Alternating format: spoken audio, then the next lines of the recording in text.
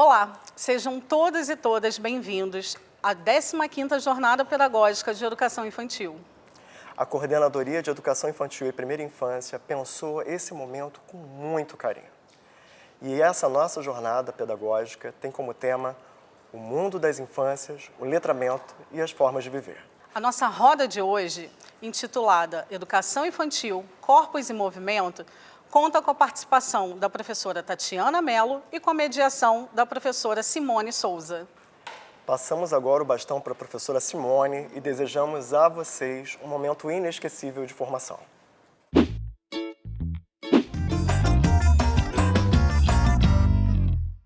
Olá, sejam todos e todas muito bem-vindos a mais uma roda de conversas da nossa 15ª Jornada Pedagógica. Obrigada, equipe GEI, que já deu as boas-vindas falando do nosso tema maior dessa jornada.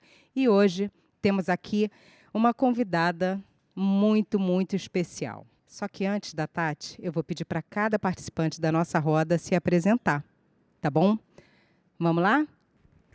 Bom dia, bom dia. Eu sou o professor Luan, professor de Ciências e atualmente atuo na Gerência de Educação da 11ª CRE. Bom dia, eu sou Simone, estou professora articuladora do EDI Cláudio Cavalcante. Bom dia, eu sou o Marcos, professor de Educação Infantil e estou como diretor adjunto na creche municipal Barbosa Lima Sobrinho. Bom dia, colegas. Meu nome é Iris. Estou como professora articuladora no EDI Professor Rubem Gonçalves. Muito obrigada a todos pela presença aqui. E para abrir a nossa roda, a gente vai ter uma sensibilização com um texto lindo da Thaís Romero, Pedagogia das Subjetividades. Eu aprendi a subir na árvore, disse o menino que tem 4 anos. Todas as vezes que nos encontramos hoje, ele me disse a mesma coisa. Eu aprendi a subir na árvore. E enfatizava. A árvore era bem alta e muito difícil de subir. Mesmo assim, eu aprendi. Você é muito corajoso, eu respondia. Ele concordava. Sou muito corajoso. Aprender reivindica coragem. Coragem de tentar, coragem de se expor, coragem de errar. Coragem de se sentir vulnerável, mas aprender também provoca coceguinhas. Para mostrar que sabe, para contar que pode, para espalhar que é capaz. Eu escutaria 1000 vezes que ele aprendeu a subir na árvore, e nas 1000 vezes eu sentiria em mim a alegria dele. Eu aprendi a subir em árvore. Quem não ouviu uma afirmação dessa? Hoje, de manhã, eu fui presenteada pela Tati. Eu e vocês também, né? E a gente começa a nossa roda com flores. Só que para a gente começar, eu quero apresentar a Tati. Só que eu vou ler a mini bio da Tatiana Mello, que é uma mega bio. Por isso eu preciso do celular. Tatiana Mello é, antes de tudo, um corpo. Um corpo grato à vida, um corpo branco, fato, que no quintal e na rua que viveu até 12 anos era um corpo de barro, capim e suor. Um corpo que ama gente, mato, festas.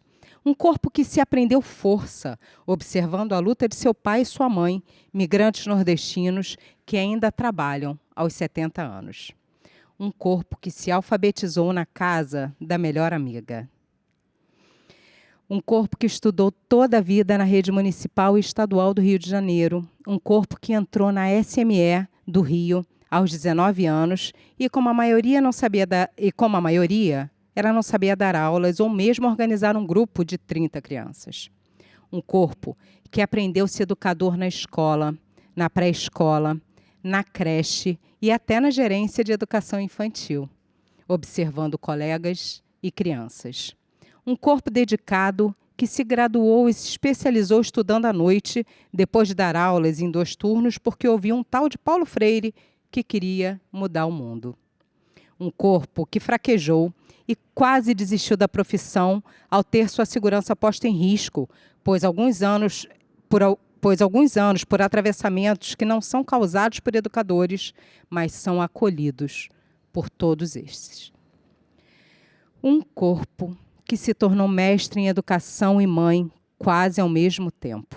Um corpo que agora volta à Universidade Unirio para fazer-se doutora com um único objetivo: inventar jeitos de cuidar melhor dos corpos das crianças, dos corpos dos amigos. Especialmente os que já estão machucados pelas dores de uma sociedade descolada da vida orgânica, emocional, que nos constitui e nos impulsiona a aprender. Essa é só um pouco dessa gigante Tatiana Mello que está aqui hoje com a gente. E o nosso tema da roda, né, Tati? Obrigada, seja muito bem-vinda. O tema da nossa roda hoje é falar dessa educação infantil. Essa educação infantil que, num seminário que se propõe a falar de leituras e escritas nas infâncias, a gente precisa ainda de uma roda para falar desse corpo. Então, educação infantil, corpos em movimentos. Seja muito bem-vinda. Obrigada pelo convite. Obrigada a todos que estão aí nesse corpo, né, que nos constituem, né? A gente não é sozinho, nós somos e estamos em movimento de transformação, né? E eu acredito que é preciso ter consciência do seu corpo, da história que ele carrega, né, das suas raízes, porque a gente pode trocar de folhas, mas não pode perder a raiz, né? São os ensinamentos dos nossos mais velhos, né? Olha para frente, pé firme e vai. Mas a gente também aprende que a gente pode voltar no tempo, na nossa ancestralidade, cada um do seu modo, para se fortalecer e ficar firme, porque não está fácil, né? Trabalhar numa metrópole como o Rio de Janeiro, né? O mundo, né, vem vivendo situações que nos atravessam, né, nos tiram do nosso equilíbrio, da nossa segurança, mas as crianças estão aí, potentes, de corpo inteiro. Né? Elas vêm para dizer, ó, dá para mais um pouco, vamos comigo. Então, é com as crianças que eu acho que a gente segue e confiando nesses corpos. Né? Agora que eu cheguei, que você vai desistir, desiste não. É isso, é isso. As crianças tocam a gente, né? Basta observar quando você chega um dia na escola um pouquinho mais entristecido e ela vem e toca nos seus cabelos, nas suas costas, outros trazem flores, né? Elas estão atentas o tempo inteiro para entender o mundo a partir da gente. Então a gente tem que estar muito consciente do nosso corpo, das dores que eles carregam, né? Daquilo que a gente vai projetar nessas crianças a partir do nosso corpo, né? Tem um livro que eu comprei agora, felizmente, que eu sei que está aí na lista de vocês, né? O que você quer ser quando crescer? De um menino, uma pergunta que a gente carrega o tempo inteiro, que é a projeção para o futuro, é uma ansiedade do que a gente precisa conquistar, do que a gente precisa desenvolver. E o corpo, ele está ali, no presente, cheio de necessidades para agora, para esse momento, que vão constituir para o futuro. Mas essa pergunta para uma criança, né? Esse menino aqui, ele diz coisas lindas. Eu não vou contar o livro, mas eu só sei que no final a professora diz: eu preciso voltar a ser criança, porque vocês me ensinam muito todo dia, né? É isso, eles esperam da gente uma presença de corpo inteiro, né? Para se relacionar olhando nos olhos e conseguindo ouvir também o que eles desejam para agora, né? Isso, claro, vai construir o futuro. Posso seguir? Tati. E, assim, pensar nessas aprendizagens, né? Esse guri, eu estou doida já para ler esse livro. Já vou abrir esse baú e ler esse livro, porque, na verdade, o que ele quer ser quando crescer, eu acho que ele quer ser agora. Exatamente. Né? É nesse tempo do hoje e do agora que nós somos privilegiados de conviver com os nossos pequenos, não é? E, assim, pensar que essa escola vem de uma tradição de apartar esse corpo, né? Esse corpo, ele não fazia parte, ou fazia parte de um projeto muito sério da escola de calar, silenciar, colocar tudo no mesmo formatinho. E essa criança o tempo inteiro vem falando, não, eu aprenda com o meu corpo inteiro. Não tem aprendizagem que a gente não faça, que a gente não viva, que não seja com o corpo inteiro. A gente vai para a escola e leva o corpo. O corpo não fica, né? O corpo não fica em casa. Nem o das crianças, nem o da gestora, nem o corpo do professor, né? E a gente tenta deixar ele em casa e projetar um corpo perfeito, um corpo que se organiza, né? Com 2 anos, com 1 ano de idade, vai ficar sentadinho, né? Contido, né? Que eu acho que a nossa grande questão não é na escola, né? A escola ela também traz a vida para dentro. A gente reproduz uma sociedade que não confia no corpo, que desconfia. Esse corpo é muito perigoso. Ele realmente é potente. E isso é que é interessante, né? Não é a gente colocar também uma ideia de que a gente é a pura perfeição do universo, né? O Krenak diria, os seres humanos às vezes vêm com certo, né? A Zoilda Trindade, nesse livro aqui, ela diz isso, né? Nos valores afrocivilizatórios, né? Quando ela vai contando, né, de outros saberes, né? De que talvez alguns defeitos o nosso corpo traga, alguma dificuldade nos relacionamentos, não é que seja fácil lidar com o corpo. Isso também, eu acho que a universidade também não ajuda o professor, né, na sua formação. O corpo traz uma potência. E como é que a gente lida com essa potência quando ela chega? Ela nos assusta, né? A criança chega com muito movimento e é muita criança. E como é que eu lido com esse movimento? O meu próprio movimento. Tem uma criança bem aqui atrás. Deixa eu ouvir. Acho que ela... Olha isso, gente. Sim. Só esse tom de voz já diz pra gente. É tão bonito que a gente é, né? Porque a gente não confia na nossa própria espécie, né? As crianças são da nossa espécie. A gente conhece mais ou menos o que a nossa espécie é capaz, né? Só que quando a gente chega na escola, a gente tem tanta preocupação, né, de dar conta, de controlar, de organizar, porque o colega do lado vai olhar, porque a diretora talvez vai brigar, e eu tenho tantas coisas para fazer. E aí a gente começa a botar tanto peso na criança, né? E aí, o que eu acho que é interessante falar, né? Há um projeto de tirar o corpo, né? De não confiar, porque esse corpo traz desejos, traz impulsos, vontades, que são individuais, né, formados muitas vezes na sua relação em casa, ou na vida, ou sei lá de onde vem a essência de cada um, né?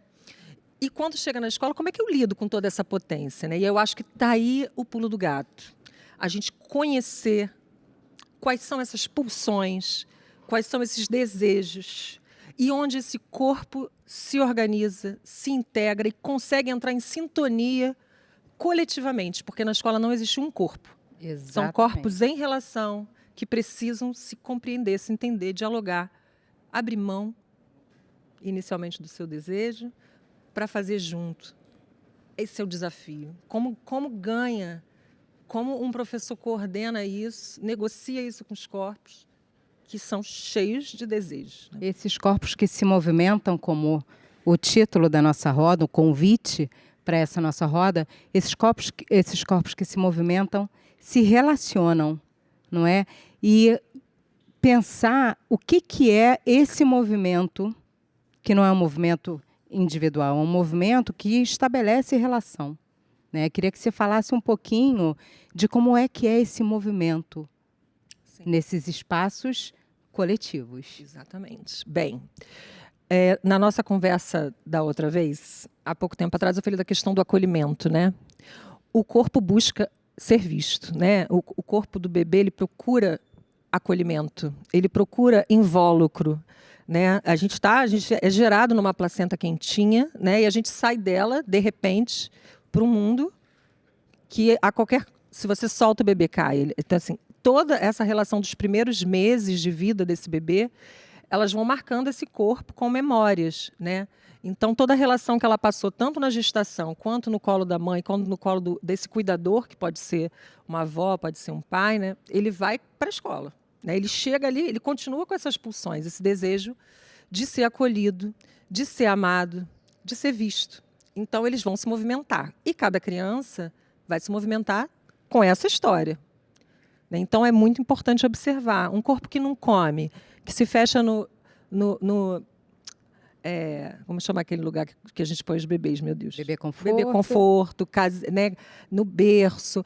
Essa criança se fecha ali, determinados adultos chegam perto, ela chora. O que será que esse bebê vê nesse adulto que ela estranha?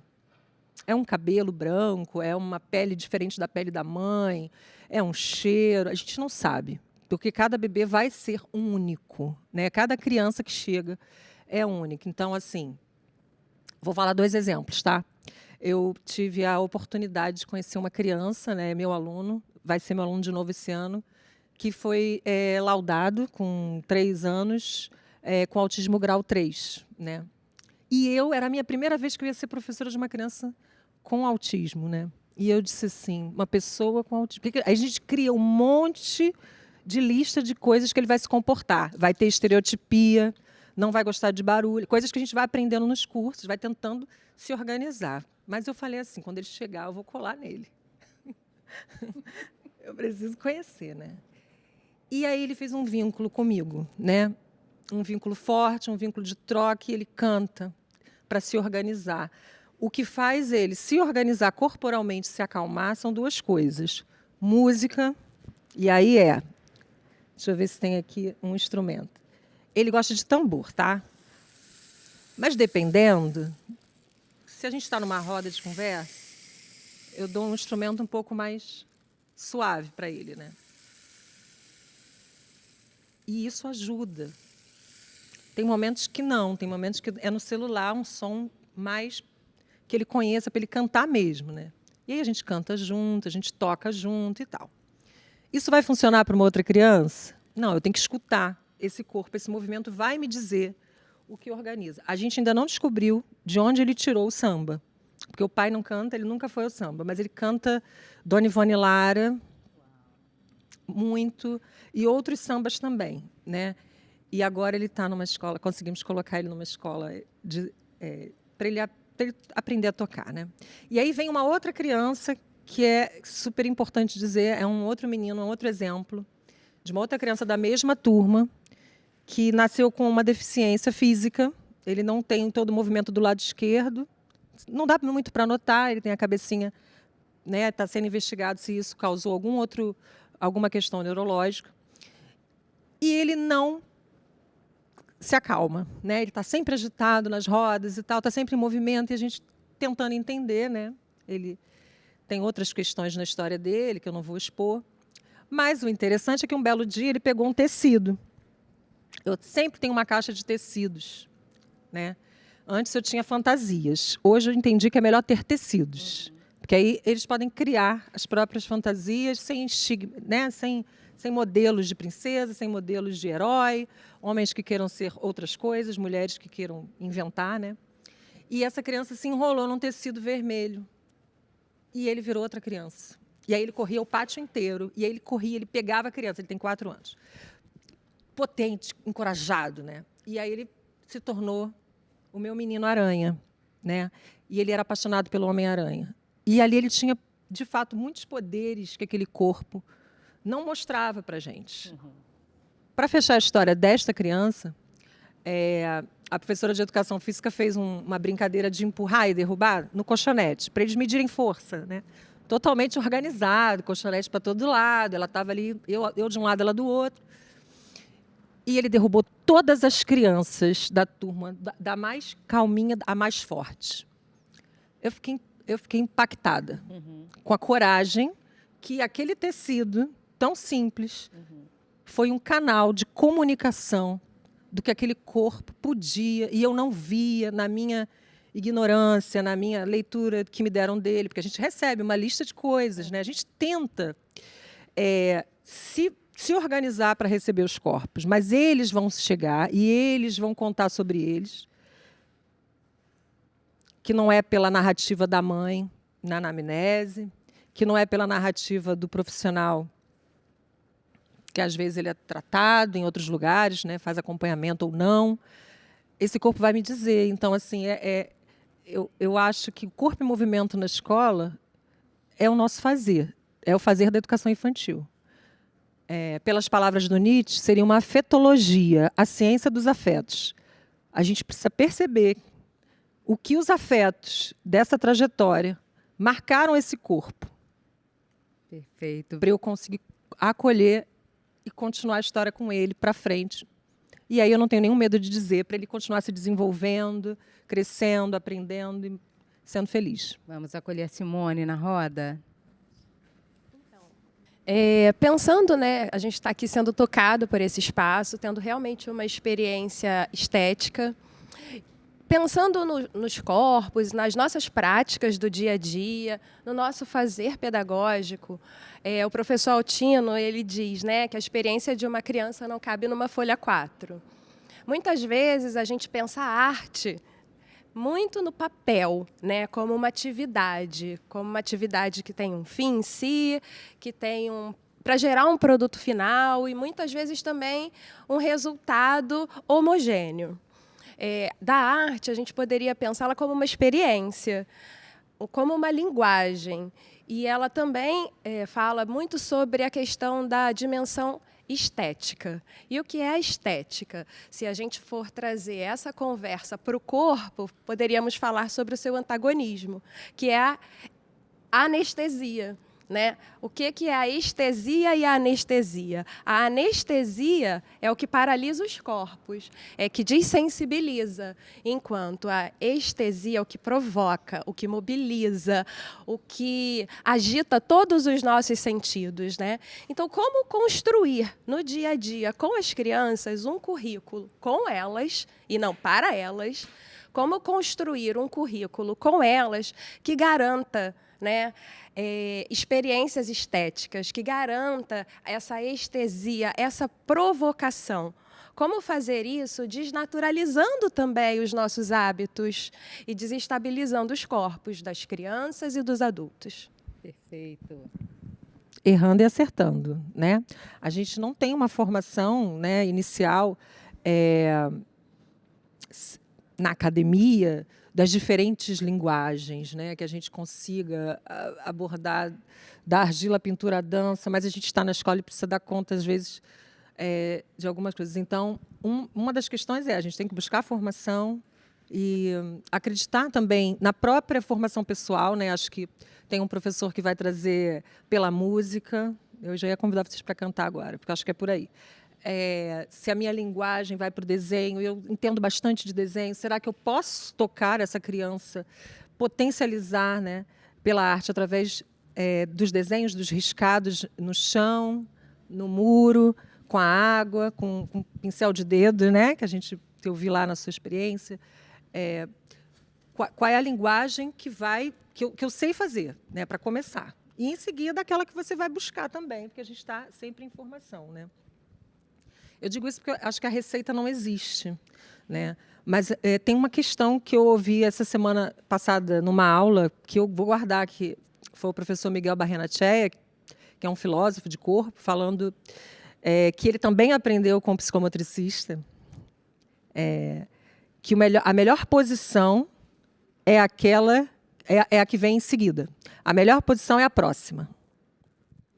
Então, por que eu estou falando disso? Eu estou aqui muito acomodada, eu estou bem, né? A criança está bem, ela não quer dizer que ela tem que ficar em movimento o tempo inteiro, que ela tem que estar sendo cutucada o tempo inteiro, desafiada. Né? Porque também tem esse movimento de achar que desafiar uma criança ao movimento, à criação, é o tempo inteiro. Não tem ser que aguente, não é, Simone? Não tem ser que aguente. Então, assim, eu organizo o meu espaço com as minhas caixas, com as minhas malas e tal, mas eu vou abrindo ela a conta-gotas, né? Então, estar atento eu acho que é estar atento ao ritmo do grupo. Se o grupo está muito apático, gente, um grupo de crianças de 2, 3 anos, que eu passo, eu já vi, né? Toda hora. E eles estão todos sentados o tempo inteiro, algo aconteceu. Porque o movimento das crianças, mesmo sendo o corpo da criança, mesmo sendo corpos diferentes, eles tendem ao movimento, à pulsão de vida, à potência de agir, né? Lá do Spinoza. e vontade de potência de Nietzsche, e força de vontade dos nossos pais, que a gente fala assim, faltou força de vontade. Isso não falta em criança. Se faltar é porque ou ela está passando por uma situação de negligência, de violência, ou a gente não olha para ela e ela não se acha importante, então não vou nem tentar me conectar com essa professora, com esses meus amigos que estão me rejeitando por algum motivo, né? Então, a tendência da criança é a curiosidade, é ao movimento de estesia. Então, quando você me pergunta como é que a gente faz isso no cotidiano, eu acho que é organizando a sua rotina com momentos calmos, moderados e agitados. Coisa tão simples. Tati, mas aí eles viram Coca-Cola. Se eu agito, eles não voltam. É aí que está o pulo do gato. Que horas que eu quero agitar, né? E que horas eu preciso trazer para calma? O problema é que nós, seres humaninhos, temos muita dificuldade com o equilíbrio. Ou a gente tende a botar fogo nas crianças demais, e aí solta totalmente, e aí vai meu filho explorar. Aí ele quebra a história em 3 minutos. Porque criança vai desmontar as coisas para entender o mundo, vai quebrar mesmo para entender como é que é feito. Né? Vai cutucar o amigo para entender se ele chora ou se ele não chora. Vai morder porque ele quer experimentar a fome de mundo, né? Que o Rufino fala. Né? É uma fome que nós temos de conquista. Tá aí, que a gente não faz bem uso disso, fica querendo conquistar o território do outro o tempo inteiro. Então, limite é essencial para uma vida coletiva. É movimento sintonizado, ritmado e negociado. Se eu botar só o meu ritmo, eu sou uma pessoa super calma, eu gosto de ficar em casa vendo série todo fim de semana, eu vou maratonando. No final do dia, eu peço um delivery. Né? Assim, a gente está vivendo esse movimento de anestesiamento o tempo inteiro, nós adultos. Né? A gente é convidado ao consumo. Então, a gente tem que ficar bem quietinho, que daqui a pouco a fome vem, a gente não se levantou para fazer a comida, a gente vai pedir um negócio. Então, a gente está sendo anestesiado, porque a gente consome mais anestesiado. Um corpo alegre, um corpo que samba, um corpo que canta, né? Um corpo que pode dançar, inclusive, no seu encontro da sua igreja, porque outro dia eu fui num batizado e eu vi, as pessoas dançam quase com axé mesmo, assim, dançam, acreditam naquela comunidade, então dançam juntos. Então, assim, qual é a sua comunidade, qual é o seu território? Qual é o território da escola? É o território só de anestesiar para o consumo, para a produção, ou é um lugar de troca? E para ser troca, tem que ter ritmo, tem que ouvir. E aí eu queria só, pegando carona com a minha xará, que você falasse um pouquinho desse tempo que a gente planeja, né? Esse tempo da experiência que você me provocou nas nossas conversas prévias, conversamos previamente. E você me provocou a pensar nesse tempo que a gente leva a criança para o quintal, que a gente marca no relógio o tempo de chegar, o tempo de partir, e o tempo que ela vai viver aquela experiência. Eu queria que você falasse um pouquinho disso. A gente está formatado pelo tempo da fábrica. Todos nós, todos nós. A gente acorda cedo, bota a roupa, come o que vier e pá. Como é que a gente chega na escola? Fazendo exatamente a mesma coisa. A gente chega na escola, come e pá. Vai para onde? Vai fazer o quê? Vai produzir o quê? Esse é o tempo que a gente chama de modo de ser trabalho. Quando tudo está acontecendo e não te atravessa, não tem significado, não te toca, não dá tempo de sentir, de olhar, de descobrir que aquele que não comia o ovo agora vai comer. Você vai, né? Não estou dizendo que todas as professoras são assim de forma alguma, gente. De forma alguma. Eu vejo muita gente no município, no federal, sentando para comer com as crianças, conversando, trocando. Né? É para a gente estar atento só a isso. Né? Então, por que eu toquei nisso? Tem um outro modo de ser, que é o modo de ser cuidado, né? Que é esse que percebe que todo corpo quer cuidar e ser cuidado. E ele só faz isso quando ele se importa com o outro. Né? Então, o lado de fora, o quintal. Quanto tempo a criança precisa, depois que ela ficou, vamos lá, 2h30 num espaço pequeno, com muito barulho, né? Porque eles falam pra caramba, né? Quanto tempo eu demoro para chegar no quintal? Né? Eles vão chegar e muitas vezes eles vão correr mesmo, correr para se organizar. corre, bota tudo para fora, esvazia, esvazia, esvazia. Tem risco, então você tem que ajudar as crianças a se organizar nessa hora do siri na lata. Siri na lata. Abre a lata, todo mundo corre, né? E aí você pode levar tecidos, como eu falei. Quem quer levar um tecido? Porque o tecido, ele organiza a agressividade, né? Ele dá contorno a isso que é vontade de pular muro afora, né? Se abrir a porta, eles vão embora mesmo, né? E depois desse tempo do siri na lata, que eu brinco, né? Aí é que a criança começa a se olhar e olhar para o espaço e inventar uma brincadeira, criar uma narrativa com o colega, né? Quer ser o ladrão? Você é a polícia. Quer ser a princesa?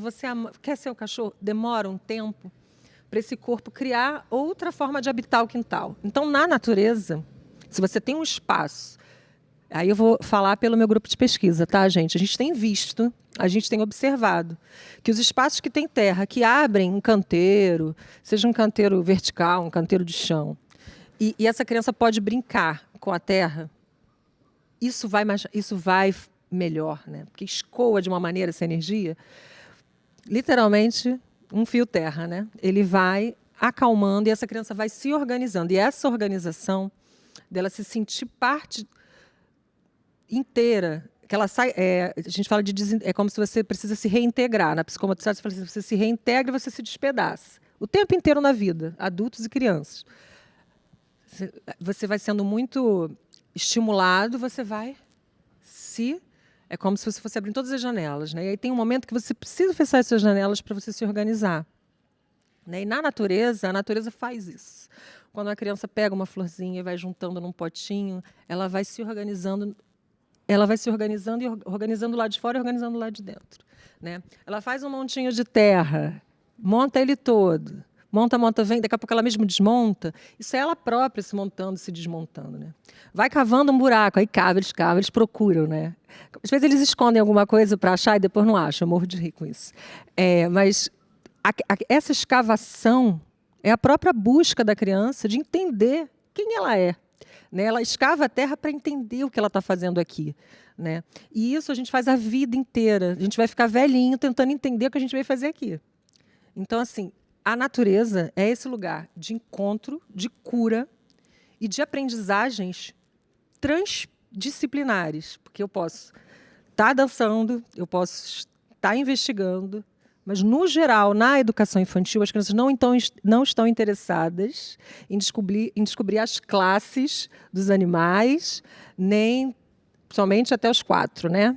Lá pelos 5, normalmente, já começa a fazer perguntas mais científicas, mais assim, né?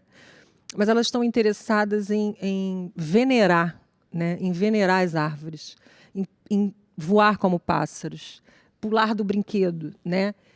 E entender que ela pode voar um pouquinho e que ela pisa no chão e que ela está segura. Então, ela deita no chão para entender que ali acaba, ela não vai se despedaçar, porque o chão é a própria lugar de segurança, né? Desse bebê, dessa criança.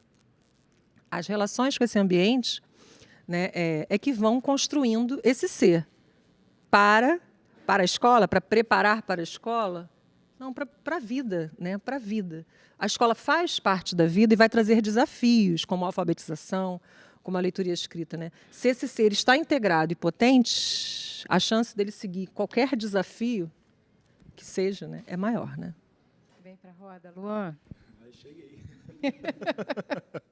É isso, né? Eu fico encantado quanto pensar a educação infantil abre várias janelas, né? Eu sou professor do Ensino Fundamental 2 e fico pensando o legado que pode ser centrar essa atenção ao corpo, ao movimento, desde uma idade tão tenra, o quanto isso pode constituir um legado importante para os outros segmentos da educação básica e, quiçá, para depois mesmo, né? Na pós-graduação, a gente vê o quanto essa cultura escolar nega o corpo, né? Eu sou das áreas das ciências, uma área que se dedica tanto a estudar sobre o corpo, tenho me interessado na minha pesquisa tanto da pós-graduação quanto da sala de aula, em aprender com o corpo, né? Isso dá uma virada de chave que faz a gente pensar numa sala de aula dentro de uma cultura que o aluno está sentado, usando os sentidos da visão e da audição, e a gente tem um corpo multissensorial potente para esse processo de ensino-aprendizagem. E o quanto ela atravessa, né? A professora traz indícios dessa proximidade do educando, a colega também traz a possibilidade da linguagem artística na chegada a esse corpo, no acionamento desse corpo. E eu queria muito pensar, junto com a professora, uma possibilidade de nós, docentes, pensarmos os nossos corpos, né? Eu também, enquanto artista, não me sinto cabendo numa jornada de 7 horas, formatado do professor, no tablado. Quais são possibilidades da gente pensar o nosso corpo docente num currículo centrado na criança, interessado no corpo e no movimento? Eu vou lhe dizer que a gente não tem opção, porque um corpo que vai viver parte da sua vida dentro da escola, 8 horas, 7 horas, alguns 4 horas, né? Parte da nossa vida. E aí a gente pensa assim, que horror viver isso. Mas as pessoas que trabalham na roça, elas vão às 4 da manhã e elas voltam, às vezes, para almoçar, mas às vezes elas voltam de novo, né? Então, assim, a vida, ela é feita também de trabalho, né? A gente significa a nossa vida, dá significado à nossa vida pelo nosso fazer. O problema é quando o trabalho deixa de ser significativo, quando ele vira apertar rosca, engrenagens, né? E a gente se vê assim quando a gente faz tudo em série, o banho em série, bota todo mundo para tomar banho, todo mundo tem que dar o banho igual, né? Ou tem que pintar igual, desenhar igual. Então, assim, a primeira coisa que eu acho assim, como é que eu me descubro? Confia no seu corpo, não como uma massa que precisa se organizar igual com todo mundo, porque ninguém é igual. Então, uns vão ser mais quietos, uns professores vão falar mais, uns vão dançar, outros vão cantar, outros vão desenhar, né? Isso que a gente estava falando mais cedo. Mas, assim, como fazer isso? Todos nós somos dotados de uma capacidade imaginativa, né? A criação não está só com os artistas. A gente nega isso, a gente nega a nossa imaginação e a nossa criação, porque a gente não confia nisso como um lugar de sabedoria. Só que quando você aposta na tua imaginação e você cria algo com os teus alunos, você vai perceber um acontecimento. É ali que a experiência te atravessa. E como é que isso vai se dar? Confia. Confia no teu processo com as crianças, né? Mais do que o que a academia diz de ele tem que rabiscar, né? A criança tem que rabiscar. Sim, ela tem que rabiscar fora do papel, né? Uma criança da educação infantil, ela precisa rabiscar porque o movimento dela ainda não é para ser contido dentro de uma folhinha. Ela está ampliando, porque ela está criando toda uma parte de equilíbrio do corpo inteiro. Para ela conseguir fazer isso, fincar um braço aqui para escrever no papel, tem toda uma questão de equilíbrio. Se ela não construiu, não vai rolar, né? Então, assim, os professores da rede já fazem isso, eu vejo isso pelas redes sociais, né? Todo o trabalho que as pessoas vêm fazendo de capoeira, né? De investir num jogo que traz uma história ao mesmo tempo, traz música, traz um trabalho dessa agressividade positivamente, né? A gente pensa a agressividade como algo negativo. Quando ele machuca, ele é negativo. Mas a vontade de viver, essa agressividade que impulsiona a criança a se desenvolver, ela é essencial. Então, o professor tem que descarregar isso. Ele também tem que ter vontade de viver. Ele também tem que ter vontade de fazer da vida dele, nessas 8 horas, um momento de encontro com as crianças significativo. São vidas que estão passando pela gente, né? São pessoas que vão levar de nós, né? Então, assim, eu não olho para a criança ou para um bebê como aquele que está na minha lista dos 25, ou dos 18, ou dos 20. Né? São pessoas que eu tenho a honra de passar 11 meses, 10,5, 11 meses. Então, eu tenho um poder de transformação que, às vezes, a família não está tendo, isso é fato, né? Mas que nenhuma outra instituição tem. Né? Porque a igreja ele só vai no domingo, no centro ele só vai talvez 1, 2 vezes por semana. Nós estamos em pé de igualdade com a mídia. Porque a mídia, né, a internet está aqui, ó, mas a gente tem o corpo inteiro da criança ao nosso favor. Então, a gente tem que tocar, dar muita materialidade. Eu acho que, assim, uma coisa é o contorno da música. música é música. Desculpa, a gente tem outras linguagens, eu amo todas as outras. Mas a música, num espaço coletivo, ela ressoa coletividade, né? Eu trouxe aqui o pandeiro, que eu tentei aprender na pandemia. Cadê ele? Alguém toca? Não? Eu não vou nem tentar, mas eu toco 2 toques. Toco 2 toques. A Leia toca melhor, minha orientadora. Mas, assim, a música, ela é, vamos lá, eu diria assim, ela traz o grupo para o coletivo, né? Ela vai trazendo todo mundo para a mesma batida, né? E quando a gente bate na mesma batida e a gente dança mais ou menos na mesma intensidade, o nosso poder aumenta muito, muito. Então, uma escola que canta, que dança, as danças que o professor gosta e as danças que as crianças ensinam, é uma escola forte, né? É uma escola que vai para além dos seus muros, vai pular o muro e vai descobrir um lugar como esse que a gente está aqui, né?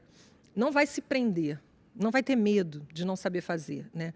Uma criança que não fala muito e ela descobre que o desenho dela é único e ela entrega uma carta, um desenho para a família ou para o professor e ele é de fato valorizado, ela fala, pô, esse canal é o meu canal de linguagem, aqui é o meu canal de expressão, aqui é o meu grito de força, né? Eu acho que é por aí, eu não sei se eu te respondi, não. Marcos? Estou aqui com meus olhos brilhando de tanta felicidade de ouvir o corpo, né? Eu acho isso muito importante. Como eu disse inicialmente me apresentando, eu estou numa creche, então nós temos berçários. E eu gostaria de trazer uma vivência, né, desse berçário, de como ouvir esse corpo, né? A gente conversa muito com a nossa equipe pedagógica ali e a professora do berçário estava em um movimento com uma atividade com as crianças de bolinha para colocar no cesto, né? Espalhou bolinha pela sala toda e as crianças iam pegar e colocar nesse cesto. Só que junto desse cesto tinha uma caixa de papelão. E a atenção das crianças era com aquela caixa de papelão. É de entrar na caixa de papelão, de cobrir a cabeça com a caixa de papelão. E a professora, na sua sensibilidade, né, e sendo sensível ao corpo daquela criança, ela logo pensou no livro O Homem que Amava a Caixa. Aí ela começou a correr a creche toda ali, os responsáveis, e arrumando caixas grandes e pequenas, pensando numa proposta com aquelas crianças. Ela pegou várias caixas e colocou no pátio e deixou lá exposto para as crianças. Um grupo ia, entrava dentro, o outro grupo se tampava, o outro grupo criava, o outro grupo empurrava a caixa. E lá, outrora, na atividade, eles observaram que a professora pegou as bolinhas e jogou para o alto. O que a criança fez depois? Foi lá, recolheu as bolinhas que tinha, colocou na caixa e jogou, fazendo aquele mesmo movimento que a professora outrora havia feito na sala, né? E a minha pergunta aqui é: em qual momento a gente perde essa sensibilidade de ouvir o corpo? Porque no berçário, a linguagem maior é o corpo, porque as crianças ainda não estão verbalizando, né? Elas estão falando pelos corpos. E a professora, a equipe toda que está ali, está com essa sensibilidade ao corpo. Em qual momento, nos segmentos posteriores, que a gente perde essa sensibilidade? Que a gente fica engessado para a criança estar sentada, se ela está copiando, se ela está fazendo, se ela tem que pintar aqui. Em qual momento, professora Tatiana, você acha que a gente perde essa sensibilidade que outrora no berçário era tão latente? Nossa, que linda a sua narrativa, né? É de tanta sensibilidade. O que é um Kinder Ovo, né, gente? O que é um ovo da Páscoa, né? Assim, não importa o que tem dentro, o que importa é que ele traz uma surpresa, né? Ele traz uma novidade. E é isso, né? O comércio descobriu isso, está fazendo. São as caixas surpresas das professoras. A sua fala me traz muito isso, né? Ah, mas, poxa, só estão fazendo isso, só estão trazendo as caixas. Mas as caixas, elas são os próprios presentes, né, que o professor organiza para trazer de novidade, né? Acho tão bonito um professor que traz uma mala, ou uma bolsa, ou um saco, ou uma caixa, para tocar essa afetividade dessa criança, né? Eu acho que a gente perde isso quando a gente acha que os conceitos científicos, que a matemática, que o português, e aí eu vou mais dentro assim do português um pouquinho, né? Que a poesia, que o texto jornalístico foi construído fora do corpo. Quem fez aquilo tem uma vivência, foi tocado, aquilo não surgiu do nada, né? Todo grande poeta, eu fico pensando na vida da Conceição Evaristo, que ela conta naquele livro Poncia Vicens, né? Eu não sei falar direito, né? Enfim, sou uma pessoa com uma memória ótima. Mas ela conta a história do barro, dela lavando roupa no rio. Ela conta a história, é uma história inventada, né? Isso não é inventado 100%. Tudo isso passa por uma experiência vivida e recriada, né? A criação, ela está juntinho com a reprodução, né? Então, a escola entende que o conhecimento que vai ser construído não precisa tocar, não precisa fazer borboletas no estômago. E uma criança, quando pega uma bolinha... eu ia trazer bola de sabão, mas eu deixei em casa. Quando a criança faz... que a bola... Pum, gente, o mundo está ganho. Né? O mar, gente, o que é uma criança na praia? Ela vai na onda, a onda vem atrás dela, ela vai na onda. Eu fico encantada com aquela energia que eu não tenho mais, né? Mas... quando a gente confia no afeto como canal de construção de conhecimento, quando eu confio no corpo, mesmo machucado de uma criança que sofre alguma coisa, que está ali muito agitada, mostrando para a gente que ela está passando um momento de necessidade, que ela precisa de colo, que ela precisa de abraço, que às vezes ela precisa de outro adulto, né? Você passa ela para um outro adulto para ele ver melhor, porque você não está conseguindo, né? Que essa criança, quando tocada na alma, quando ela gosta de você, quando ela confia que você é uma pessoa que vai vê-la, né? Ela é capaz de criar, de sair do trauma, de sair de uma dificuldade e começar a desenhar, né? Esse bebê, ele é como uma caixa surpresa, né? Então a gente recebe um bebê na família, né? Muitas vezes a gente antecipa, né? Faz um negócio lá que explode tudo e tal. Mas ele dentro da barriga, ele é uma promessa, né? As pessoas é um sonho. Ele é um sonho. Ele vai sendo sonhado, né? Na cultura indígena ele vai sendo sonhado, ele vai sendo pensado como um ser único que vai fazer toda a diferença. Aí ele vem para a escola, ele vem com 25, né? Ele vem com 23 bebês. E aí pronto, a gente já começa a não olhar muito mais para essa poesia que é a nossa vida, a nossa existência, a nossa diferença, né? É muito difícil para mim, por exemplo, porque eu tenho muita energia. Sou uma pessoa que eu falo para você que eu queria mesmo era a gente percebe. Ser passista, né? Mas não fui, virei professora. Ainda. Então, assim, a gente perde no caminho da vida a crença na brincadeira. E a brincadeira é algo que está anterior à cultura. Tanto que os animais brincam. Os passarinhos, já viram? Borboleta dançando quando vê o sol, porque é ali que está a energia da borboleta. Então, ela dança de asa aberta, porque é ali que ela vai viver mais. Talvez ela dure um dia, talvez ela dure 3 meses, dependendo da espécie, 6 meses. Mas ela dança a vida, né? O bebê que enche a caixa, joga tudo para fora. Aí, daqui a pouco, enche de novo. E você morre de cansaço, porque para eles é de novo, né? E a criança mais velha conta de novo a mesma história, e tu conta de novo. Porque para ela não é a novidade, que faz a diferença, mas aquilo que ela aprendeu já, e que ela sabe que quando você contar, ela sabe um pouquinho o que vai acontecer. Então, é esse nosso desejo de entender o mundo, né? E quando você chega na escola e está tudo pronto, tem nada para construir, a leitura escrita já foi construída, as letras são todas iguais, os textos, muitas das vezes, esvaziados de sentido para aquela comunidade, para aquele grupo. Não faz sentido alfabetizar, né? Desse jeito não faz. Mas, se tu pega uma música das que eles gostam, né, e começa... Como é que é o ritmo? Quantas sílabas? Não.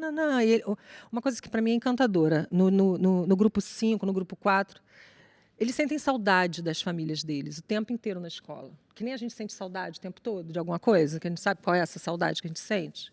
Sabe se é da mãe, se é do ex, se é da ex. Sem saudade de comer um hambúrguer, né? De chocolate. A gente sente faltas. A criança sente muita falta da família na escola. Às vezes, em casa, ela sente falta da família, né? A gente tem sentido falta de ser humanos, né? E aí, uma prática muito simples que eu comecei a fazer, que é escrever carta com eles, para eles levarem para casa na mochila. Essas coisas que vão na mochila vão e voltam. Né? Coisa muito simples, de catar uma florzinha, os grandes... Né? E aí ele dá sentido esse tempo na escola como um tempo que ele vai escavar coisas, colecionar coisas, e que ele possa levar um pouquinho dessas coisas para casa, para ele comunicar essa existência dele num outro grupo social, de corpo inteiro, para essa família. Né? Essa mãe que vai chegar do trabalho cheia de preocupações, arroz, feijão, né? Que a gente sabe que é a vida das mulheres e dos homens também. E aquela mochila... Com tesouros. É onde está o tesouro, é o contato. E normalmente só vai a roupa suja, né, gente? Então, assim, a gente tem que dar sentido a esses movimentos, essas transições que a gente faz, né? E o desenho, né? É isso, é dar sentido, dar importância à caixa, ao invólucro, ao mistério, né? Ao afeto, a tudo que está ali. Mais importante que talvez a bola é a caixa, né? O que ela viveu. É o brincar com a professora, gente, e com o grupo. Que é coisa melhor. A criança ama a escola por isso. Ela encontra os iguais, né? Os brincantes. O que ela viveu naquele dia está muito além de um saco de roupa suja, Tatiana. Pelo amor de Deus. Iris. Então, para concluir assim, esse pensamento, né, que o Luan trouxe, né, o corpo do professor, né, o corpo do educador que está ali, né, todos os dias com as crianças, e são muitas demandas, né, o tempo que nos atravessa. Pensar nisso na questão do brincar. Né? A criança é um ser brincante. E nós, adultos, somos brincantes? Eu não sou daqui, marinheiro só. Eu não tenho amor. Eu sou da Bahia, de São Salvador. Ô marinheiro, marinheiro, marinheiro, só quem te ensinou a nadar. Marinheiro só. Ou foi o tombo do navio? Marinheiro só. Ou foi o balanço do mar? Marinheiro só. Lá vem, ele vem faceiro, todo de branco, marinheiro só. Com seu bonezinho, marinheiro só. Lá vem, ele vem faceiro, todo de branco, com seu bonezinho. A gente vai achar o brincar. Ele foi retirado da gente, né? O brincar foi retirado porque o brincar engrandece, potencializa, ensina na prática, ensina fora do medo, né? O brincar é algo que existe, né, na nossa espécie e em outras, que não tem Vygotsky, que Vallon, não tem muitos psicólogos que já tentaram entender o brincar e não conseguem fechar. Aí um briga com o outro. Né? Que é o que a gente mais faz bem. Mas o brincar está num lugar, numa experiência corpórea, que não tem nome só. Ele não tem nome. Todo humano é brincante. Se ele não brinca mais, é porque ele tem medo de brincar e se perder. Né? Se perder no seu desejo, aí na dança vou gostar de alguém, vou acabar meu casamento, aqueles medos que a gente tem de não confiar na gente mesmo. Né? E se eu brincar, eu não levo a sério meu estudo, o doutorado, o mestrado. Né? Só que é brincando que a gente aprende. Então, eu entendo melhor do Vallon quando ele diz assim, eu construo o meu eu na relação com o outro, corporalmente. Né? Corporalmente, um bebê ele vai entender quem ele é mamando. Na negação do peito, no retorno do peito. Na negação do colo e depois, logo em seguida, com o colo. Né? Mais em frente, né, lá pelos 2, 3 anos, que é a faixa etária que a gente recebe na creche, ele vai construindo esse eu com os objetos. Ele sai da mãe, mas ele continua com objetos mediadores.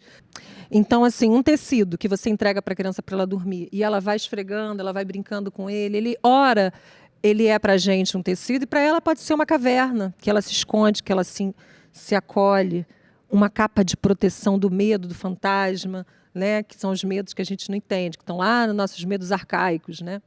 Então, é com esses objetos que ela vai construindo esse eu corporal, que também vai se tornando, né, para Avalon, um psíquico, né? E a gente, enfim, eu acho que está tudo junto o tempo inteiro, né? Nós sabemos disso. Ele também diz isso, né? Que o desenvolvimento ele está o tempo inteiro afeto, cognição, tudo junto, né? E aí mais para frente, pelos 4 e 5 anos, né, que a gente vai construindo esse eu, mais pela fantasia também, se afastando um pouquinho do objeto e podendo criar, né, um cavalo de um pedaço de pau.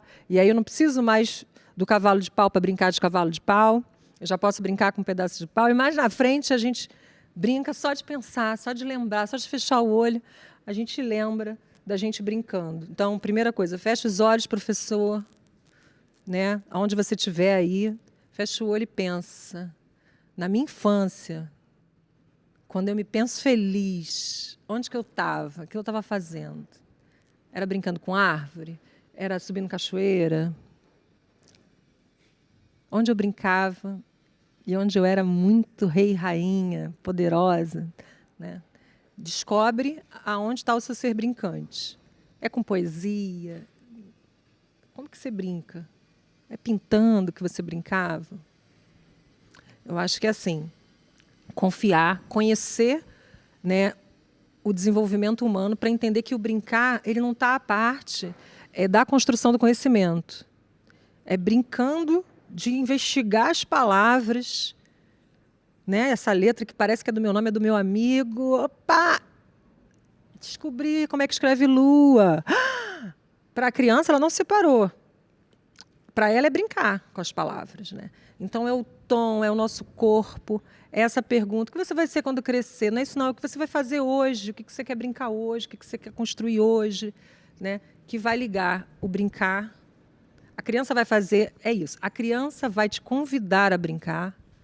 A criança vai te convidar a perceber que ela aprende brincando. A gente tem que estar atento para a gente reaprender por outro caminho. Eu acho que o grande professor da gente são os grandes professores, que é no plural, né? São eles. A academia vai nos dar fundamentos interessantes, mas não vão nos dar as respostas. Não quer dizer que a gente, olhando para o que o cara pensou, não me ajuda a pensar, porque a experiência de um estudioso é valorosa, né? Mas a gente pega só o que a gente quer e vai para frente, né? Tati, eu quero te agradecer, mas eu não quero te agradecer sozinha nem sentada. E eu quero que vocês venham aqui comigo, de corpo inteiro, para agradecer essa gigante. Linda, querida. Chega perto, chega perto. Tati, com todos vocês, queria agradecer ao nosso subsecretário Adriano, ao nosso secretário Renan Ferreirinha, que sonharam com a gente essa jornada. Nossa 15ª jornada. Queria agradecer a cada um de vocês que fez essa roda acontecer, essa roda girar. Queria agradecer ao nosso coordenador, Marcelo, toda a equipe da GEI, da GIM. Queria agradecer a equipe da Multirio, gente, vocês são sempre incríveis. Ao Capiberibe 27, que nos acolhe nesse espaço lindo e de arte. E a toda a rede municipal, nas nossas 910 espaços sonhadores de educação infantil de qualidade. Tá bom? Vamos lá. Vamos lá. Um abraço.